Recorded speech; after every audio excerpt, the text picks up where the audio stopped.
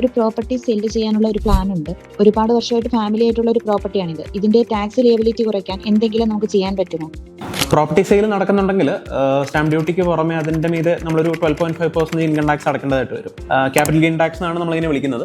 നമ്മളിപ്പം വിൽക്കുന്ന വില മൈനസ് നമ്മൾ മേടിച്ച വില, അതാണ് നമ്മുടെ ലാഭം എന്ന് പറയുന്നത്.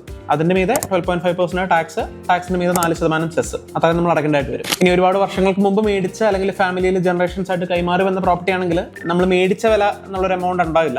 അങ്ങനെയുള്ള സിറ്റുവേഷൻസിൽ 2001 ഈ പ്രോപ്പർട്ടിന്റെ മാർക്കറ്റ് വാല്യൂ എത്രയാണെന്നുള്ളത് നോക്കിയതിന് ശേഷം അത് നമ്മുടെ കോസ്റ്റ് ആയിട്ട് എടുക്കാനുള്ള ഒരു ഓപ്ഷൻ ഉണ്ട്. പിന്നെ അതേപോലെ തന്നെ ഈ പ്രോപ്പർട്ടിയിൽ നമ്മൾ പിന്നീട് എന്തെങ്കിലും വാല്യൂ അഡീഷൻ ഒക്കെ നടത്തിയിട്ടുണ്ടെങ്കിൽ, ഇപ്പോൾ ഒരു ബിൽഡിംഗ് പണിയുന്നു, കോമ്പൗണ്ട് വാൾ പണിയുന്നു, അങ്ങനെയുള്ള കാര്യങ്ങൾക്ക് വന്ന ചെലവും നമ്മുടെ ലാഭത്തിൽ നിന്ന് കുറയ്ക്കാനുള്ള ഓപ്ഷൻ ഉണ്ട്. പക്ഷേ ശ്രദ്ധിക്കേണ്ട ഒരു കാര്യം എന്താണെന്ന് വെച്ചാൽ, അങ്ങനെയുള്ള ചെലവുകളുടെ പ്രൂഫ് നിർബന്ധമായിട്ട് നമ്മുടെ കയ്യിൽ കരുതണം എന്നുള്ളതാണ്.